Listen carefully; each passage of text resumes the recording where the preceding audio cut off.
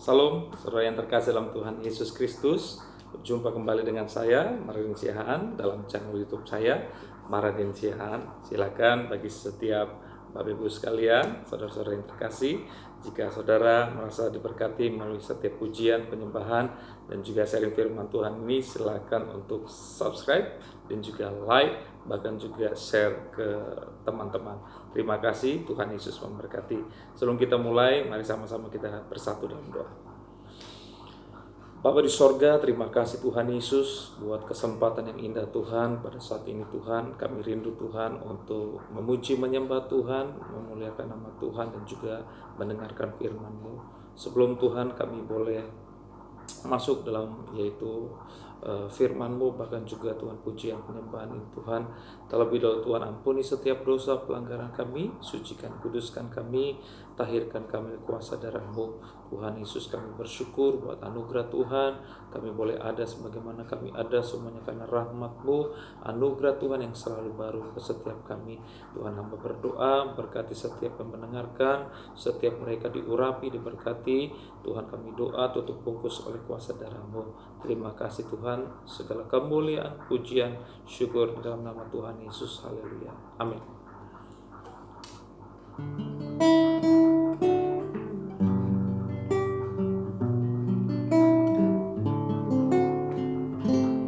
Sebab Kau layak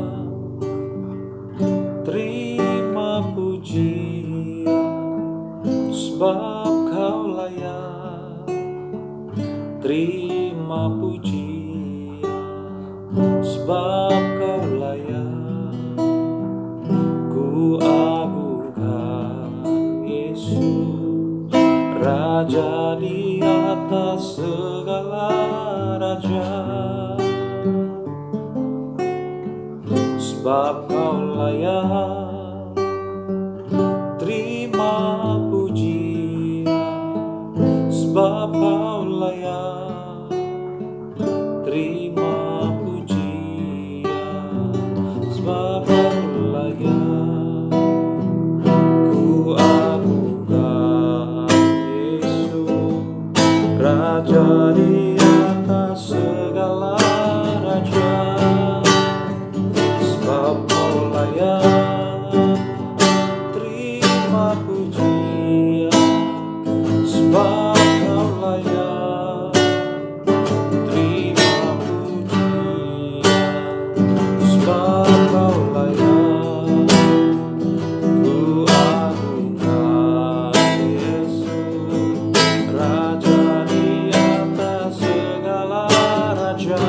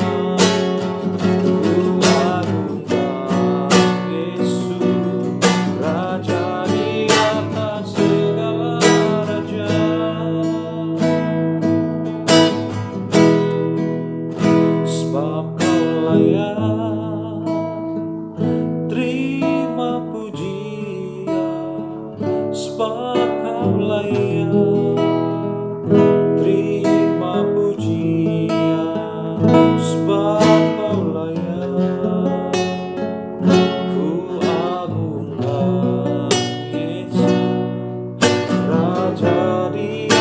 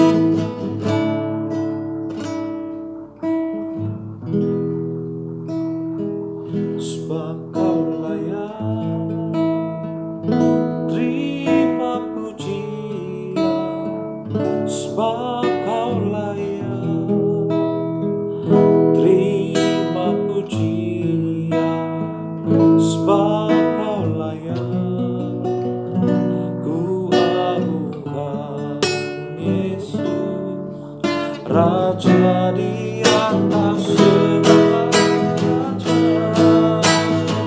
Sebab Kau layak terima pujian, sebab Kau layak terima pujian, sebab Kau layak ku agungkan Yesus, Raja di atas segala raja, Raja di atas segala raja, Raja di atas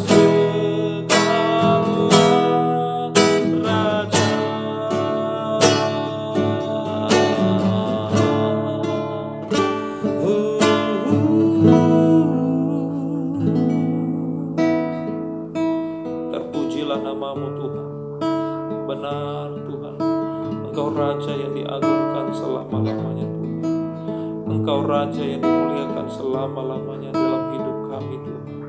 Kami bersyukur Tuhan, biarlah segala pujian hanya bagi nama Yesus, segala hormat hanya bagi nama Yesus, sebab hanya Yesus yang layak diagungkan, disembah selama-lamanya. Terima kasih. Sebab Kau besar, perbuatanmu ajaib, tiada seperti Engkau,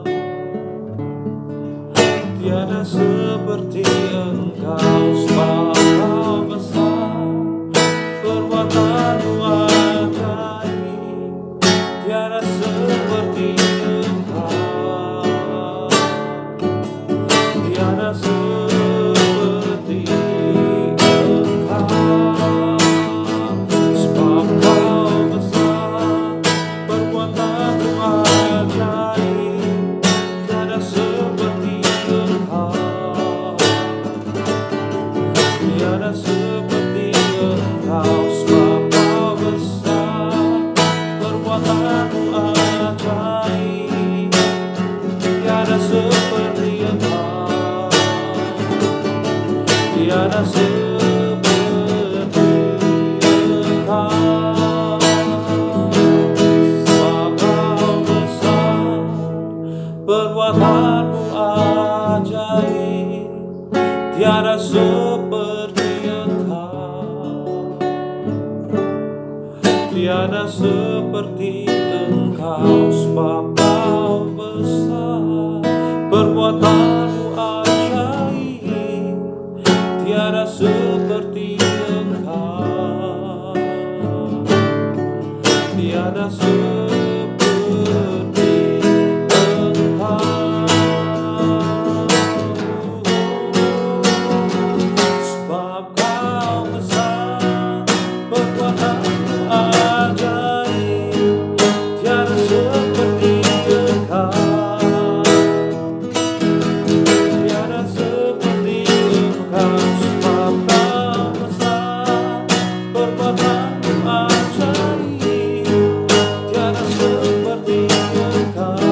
ajaib, tiada seperti Engkau, tiada seperti Engkau, tiada seperti Engkau, tiada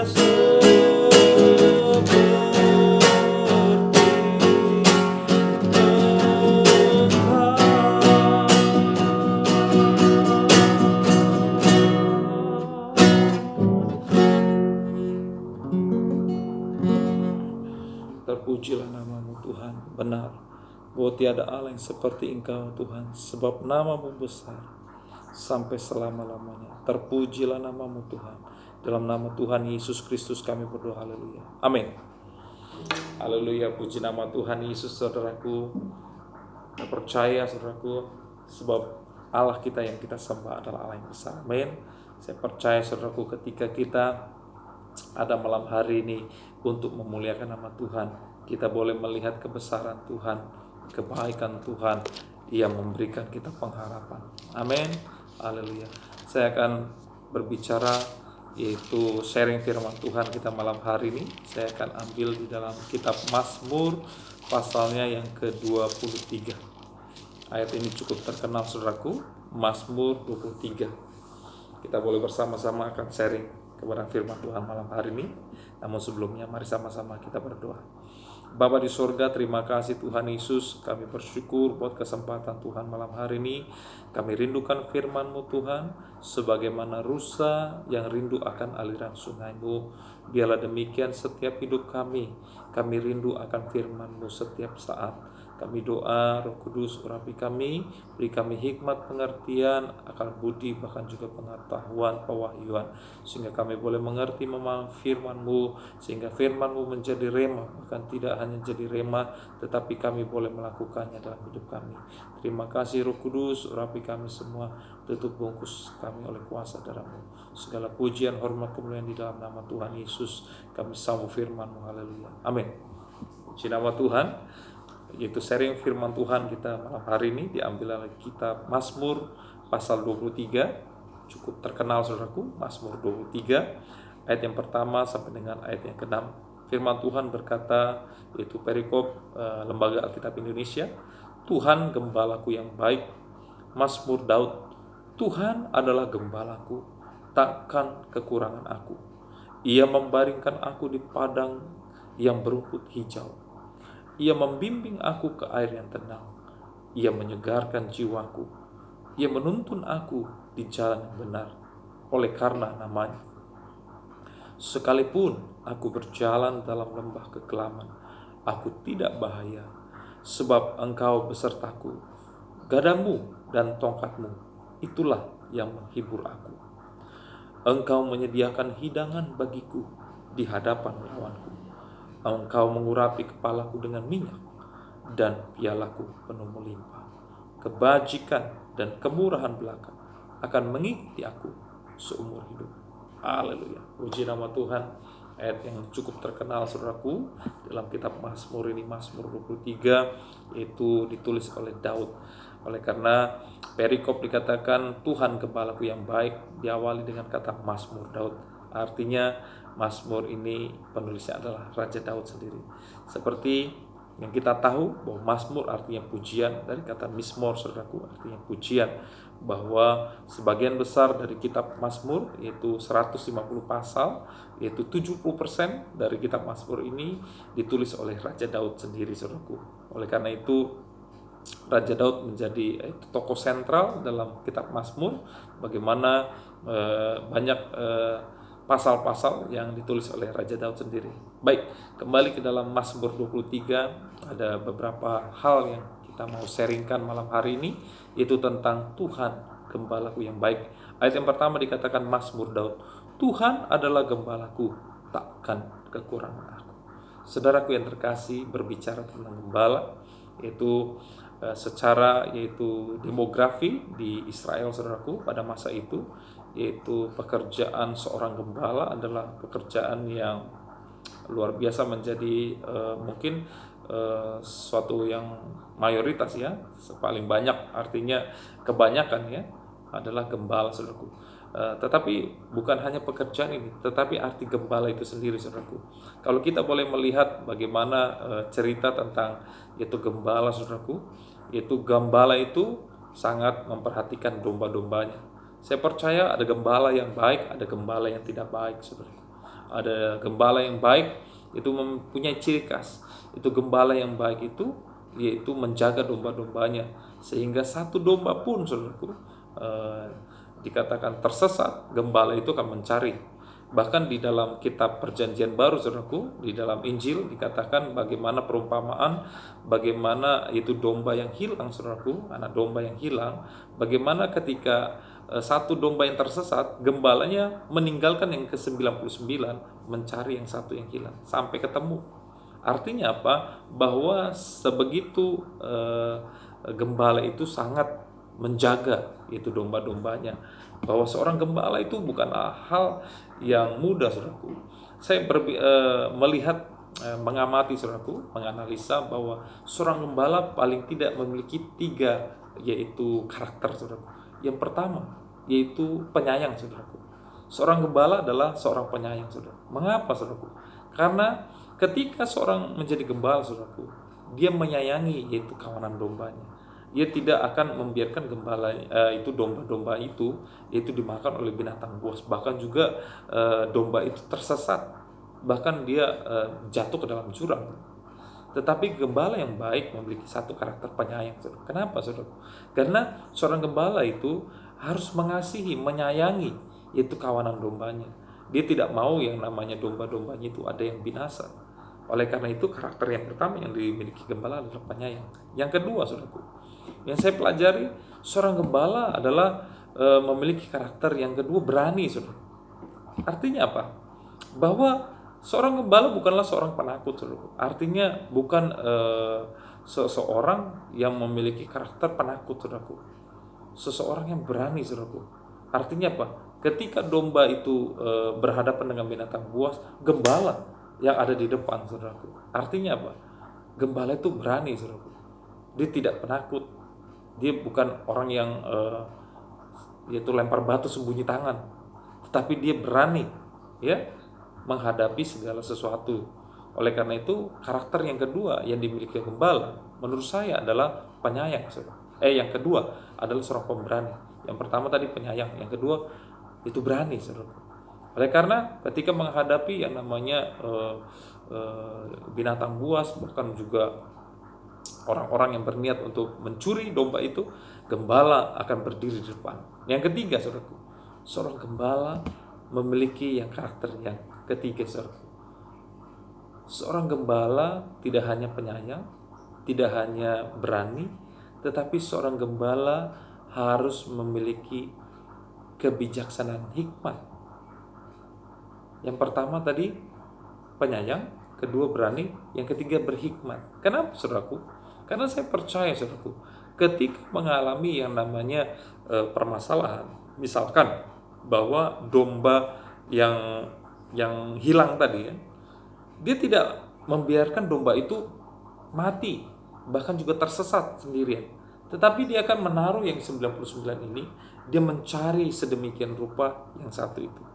Artinya dia memiliki hikmat, saudaraku. Dia memiliki pengetahuan, ya, yaitu memiliki wisdom. Karena saya percaya seorang gembala harus berhikmat. Bagaimana mungkin ketika dia membawa kawanan domba-dombanya untuk ke padang rumput yang hijau, tetapi di padang rumput yang hijau itu ada serigala, ada binatang buas.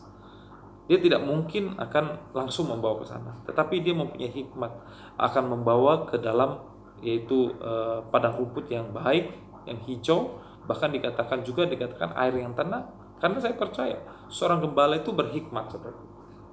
Jadi ada 3 minimal karakter yang dimiliki seorang gembala. Yang pertama penyayang, yang kedua berani, yang ketiga berhikmat. Oke, kita lanjutkan dalam firman Tuhan pada malam hari ini, yaitu Mazmur, Tuhan adalah gembalaku, takkan kekurangan aku. Saudaraku, pribadi yang unik dari Raja Daud adalah dia adalah orang yang sangat dikasihi Tuhan, saudaraku. Kalau kita boleh melihat latar belakang background dari seorang Daud, bagaimana ketika dia dipilih dari antara saudara-saudara yang lain, bagaimana ketika itu Tuhan menyuruh oleh Nabi itu Samuel, saudaraku, itu untuk mengurapi yang namanya anak-anak dari Isai, keturunan Isai, bapaknya Daud, saudaraku. Tetapi apa yang terjadi ketika seorang nabi, saudaraku, saya lihat seorang nabi Samuel melihat dari anak-anak Isai, ada Abinadab, ada yang lain, saudaraku, melihat tinggi besar, wah itu nih, itu yang dipilih Tuhan. Tetapi Tuhan bilang, aku tidak memilih mereka, itu bukan pilihan Tuhan, saudaraku. Sehingga singkat cerita, bagaimana terlihat yaitu anak-anak nabi, anak-anak Isai semua tidak ada yang dipilih oleh Samuel karena Tuhan tidak berkenan. Kemudian ada yang satu yang terlewat, yaitu anak Isai, yaitu Daud, yang sedang mengembalakan kambing domba ayahnya. Saya bercerita tentang Daud, saudaraku. bahwa seorang Daud adalah seorang yang kurang dianggap oleh orang lain, tidak diperhitungkan oleh orang lain. Salah satu kelebihan Raja Daud adalah dia memiliki relasi yang baik, dia memiliki hubungan yang luar biasa, relationship yang baik dengan Tuhan, saudara. Mengapa? Karena saya lihat, saudaraku, bagaimana pengalaman hidup dari seorang Raja Daud ketika dia mengembalakan kambing domba, saudaraku. Ketika dia menghalau segala binatang buas, bahkan juga cakar singa dikatakan sampai bergulat dengan singa, bahkan dia bisa mengalahkan binatang-binatang buas yang mencoba mengganggu kambing domba dari ayahnya, mengembalakan kambing domba ayahnya. Ketika itu, saudaraku, saya melihat bahwa Tuhan sangat menyertai seorang Daud pada masa itu. Ketika itu juga dia memiliki pengalaman bersama-sama dengan Tuhan. Dia Tuhan menjaga kehidupan dari Daud sendiri, sehingga ketika dia mengembalakan kambing domba ayahnya pun dia memiliki pengalaman bersama Tuhan. Suatu hal yang unik, yang indah. Walaupun singkat cerita, ketika dia sudah diurapi menjadi raja, saudaraku, ketika dia sebelum dia diurapi menjadi raja, tidak diperhitungkan oleh orang lain. Saudaraku, berbicara tidak diperhitungkan oleh orang lain itu menyedihkan, saudaraku. Sangat menyedihkan. Siapapun saudara mendengarkan firman ini, ketika saudara tidak dianggap, diremehkan, saudaraku, tidak masuk hitungan menurut ukuran beberapa orang atau manusia, saudara, itu sangat menyedihkan, saudaraku. Tetapi Tuhan membuat sesuatu yang berbeda, saudaraku, sehingga ketika Tuhan berbicara kepada Samuel, urapi dia, itu seorang raja yang akan memerintah Israel. Maka Samuel melihat bahwa Daud ini kemerah-merahan, artinya masih muda, masih belia. Tetapi Tuhan katakan, dialah yang akan menjadi raja Israel. Karena bukan yang dilihat oleh mata yang dilihat Tuhan, bukan dilihat oleh manusia yang dilihat Tuhan, tetapi Tuhan melihat hati. Saya percaya, saudaraku, itu ayat itu berbicara tentang bagaimana bahwa hati Daud ini yang luar biasa, pure, murni, bahwa dia sungguh-sungguh bekerja dan juga melakukan segala sesuatunya itu dengan baik, dan juga Tuhan berkenan di hadapannya. Oleh karena saya lihat penyertaan Tuhan yang luar biasa di dalam kehidupan Raja Daud pada masa itu sebelum menjadi raja. Ketika itu, saudaraku, ketika dia tidak dianggap oleh saudara-saudaranya, bahkan dikucilkan oleh mungkin orang tuanya, saudaraku, karena dia kakak-kakaknya semua, mereka semua berada di dekat dengan Isai bersama keluarga, sedangkan dia mengembalakan sendiri, saudaraku. Tetapi inilah yang Tuhan perhitungkan, saudaraku. Tuhan lihat, yaitu kesetiaan dari Daud, saudaraku, sehingga melalui Nabi Samuel, Tuhan perintahkan Nabi Samuel untuk mengambil tabung tanduk yang berisi minyak untuk mengurapi Raja Daud menjadi raja atas Israel. Sejak saat diurapi, yaitu Daud, pada masa itu, saudaraku, firman Tuhan dengan jelas katakan bahwa roh Tuhan itu berdiam dalam kehidupan Daud. Sejak saat itu Daud diurapi menjadi raja, saudaraku. Tidak langsung menjadi raja, tetapi ada prosesnya. Bagaimana dia bertemu dengan Saul, bagaimana Saul ingin membunuhnya, sampai suatu ketika memang betul-betul dia naik tahta, yaitu menggantikan yaitu Saul yang tidak sungguh-sungguh taat kepada perintah Tuhan, sehingga Daud menjadi raja atas Israel. Saya lihat, saudaraku, bagaimana peranan seorang Daud ini luar biasa, saudaraku. Bagaimana dia memiliki yaitu hati yang luar biasa. Makanya dia katakan, Tuhan adalah gembalaku, takkan kekurangan aku.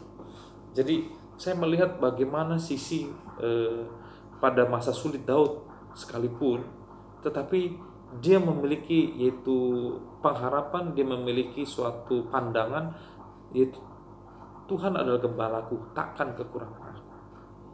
Jadi dia menggambarkan bagaimana Tuhan itu adalah gembalanya dia, gembala Daud, ya, takkan kekurangan aku. Kemudian ia membaringkan aku di padang yang berumput hijau. Wow, luar biasa, saudaraku. Padang berumput hijau ini luar biasa. Ini berbicara tentang sesuatu yang berkat yang luar biasa melimpah, saudaraku.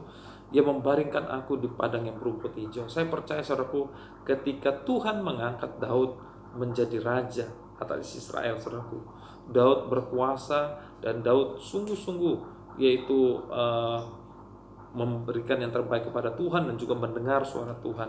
Makanya ketika dia yaitu berperang melawan yaitu musuh-musuh bangsa Israel, ada Bani Amon, ada orang Filistin segala macam, saudaraku, dia selalu meminta petunjuk dari Tuhan. Artinya apa, saudaraku? Tuhan memberikan Daud itu padang rumput yang hijau. Ia membaringkan aku di padang rumput yang hijau. Ia membimbing aku ke air yang tenang. Betul, saudaraku. Bagaimana yaitu pemeliharaan Tuhan itu membimbing yaitu Raja Daud, saudaraku. Kita juga berbicara tentang yaitu bagaimana Daud ketika Daud mengalahkan raksasa Goliat, saudaraku. Saya percaya, saudaraku, ini berbicara tentang bagaimana Tuhan menggiring itu Daud sendiri, saudaraku, dengan satu alih-alih, sebuah alih-alih dengan satu umban atau batu, saudaraku. Bagaimana dia bisa mengalahkan raksasa tentara Filistin yang track recordnya tidak pernah terkalahkan pada masa itu. Bahkan juga dikatakan bahwa Goliat adalah seorang yang sangat ditakuti pada masa itu. Siapapun akan takut, bahkan Saul sendiri pun takut. Tetapi inilah firman Tuhan katakan bahwa Daud disertai Tuhan.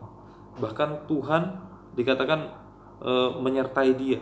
Bahkan ketika Daud menantang Goliat, dikatakan, engkau datang dengan membawa pedang dan lembing, tetapi aku datang atas nama Tuhan semesta alam. Artinya apa?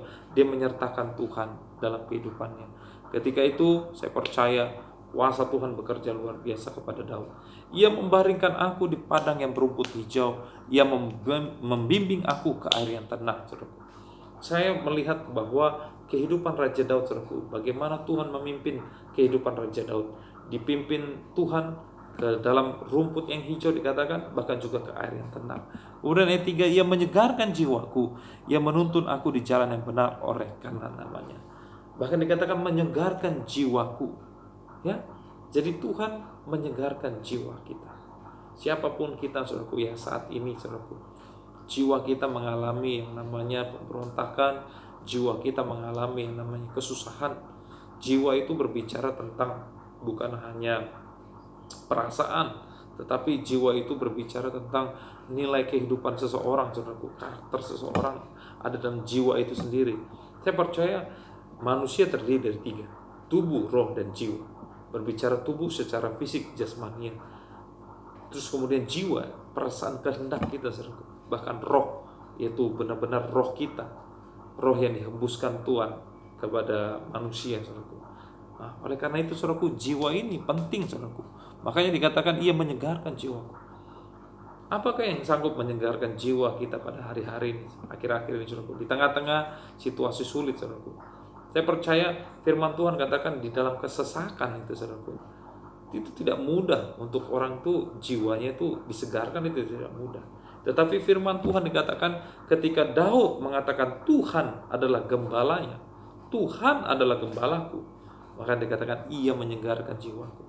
Jadi saudara-saudara, kuncinya ketika kita mengalami kesesakan dalam hidup ini, jiwa kita mengalami goncangan sekalipun, saudaraku, mengalami disakiti, saudaraku, mengalami yang namanya penganiayaan sekalipun, firman Tuhan katakan ia menyegarkan jiwaku. Hanya Tuhan yang sanggup menyegarkan jiwa kita. Tidak ada hal-hal lahiriah, bahkan juga tidak ada hal duniawi ini, saudaraku, yang bisa menyegarkan jiwa seseorang. Mungkin bisa secara temporary, artinya hanya sementara, jiwanya senang. Kebanyakan sekarang anak-anak muda, saudaraku, mereka jiwanya disenangkan oleh karena kehidupan hedonisme, bahkan juga kehidupan yang mereka bilang pesta pora, hura-hura, tetapi hanya sementara. Ketika mereka kembali ke dalam kehidupan nyata, mereka miskin secara jiwa, saudaraku. Mereka jiwanya rapuh. Makanya tidak heran banyak anak-anak muda jatuh terjerumus ke dalam dosa-dosa, ya. Oleh karena itu dikatakan ia menyegarkan jiwaku, ia menuntun aku di jalan yang benar oleh karena namanya.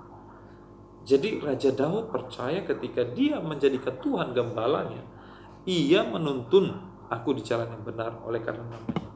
Saya teringat suatu peristiwa ketika Raja Daud jatuh dalam dosa, saudaraku. ketika Daud yaitu memiliki yang namanya siasat jahat. Saya bilang siasat jahat, niat jahat, saudaraku. Bagaimana dia ingin mendapatkan Bathsheba, yaitu istri dari Uria, saudaraku, tentara pasukannya. Dia memberikan perintah, yaitu untuk memajukan Uria di dalam peperangan, saudaraku.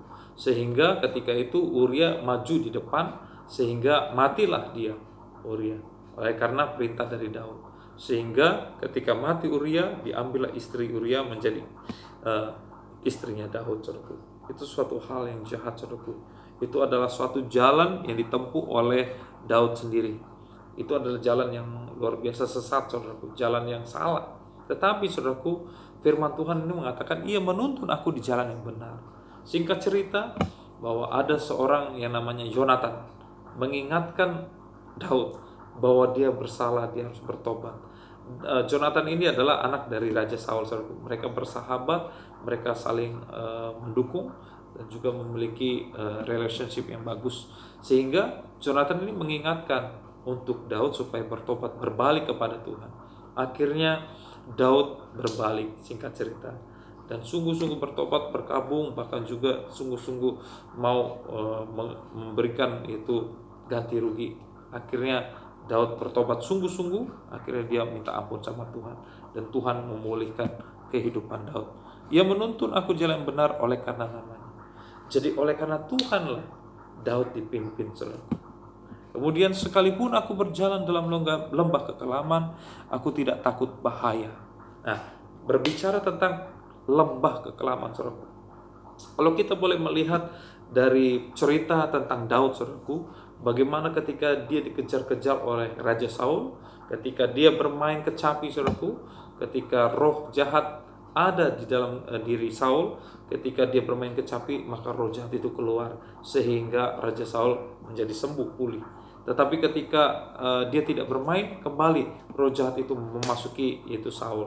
Tapi singkat cerita, yaitu bahwa Saul ingin membunuh yaitu Daud karena merasa iri hati, rasa dendam, benci karena perkataan dari orang-orang Israel pada masa itu. Dikatakan bahwa Saul mengalahkan yaitu beribu-ribu yaitu orang-orang Filistin, tetapi Daud berlaksa-laksa, artinya lebih banyak daripada Saul. Iri hatilah muncul di dalam kehidupan Saul sehingga ingin membunuh, bahkan juga ingin mengejar Daud. Singkat cerita, di dalam bahaya, di dalam situasi yang sulit, Daud sungguh-sungguh berserah kepada Tuhan. Dikatakan, sekalipun aku berjalan dalam lembah kekelaman, aku tidak takut bahaya. Sekalipun tombak itu, saudaraku, ketika dilempar oleh Saul tidak mengenai yaitu Daud, bukannya dia melawan, tetapi dia lari. Akhirnya dikejar oleh Saul sampai ingin membunuhnya. Tetapi di tengah-tengah itu pun, saudaraku, kita boleh melihat bahwa Tuhan menyertai yaitu Daud. Aku tidak takut bahaya sebab engkau besertaku. Gadamu dan tongkatmu itulah yang menghibur aku. Gada dan tongkat. Kalau kita boleh melihat yaitu berbicara tentang gada dan tongkat, kalau kita boleh melihat, saudaraku, gambaran gada dan tongkat itu berbentuk seperti payung, saudaraku, ada ujungnya. Jadi ketika ada domba yang tersesat, maka diambil lehernya, ditarik supaya tidak nyangkut. Jadi berbentuk seperti payung, itu ada ujungnya. Jadi kalau ada yang tersangkut bisa diambil dengan baik, saudaraku. Gada dan tongkat itulah yang menghibur aku. Jadi ketika gada dan tongkat itu juga digunakan oleh gembala, saudara. Bagaimana ketika domba itu yaitu tersangkut, bahkan juga kalau gembala melihat bahwa domba itu tidak bisa menuruti yaitu domba-domba itu tidak menuruti gembalanya, maka akan sedikit akan mengenai tongkat itu akan sedikit mengenai domba itu. Artinya apa?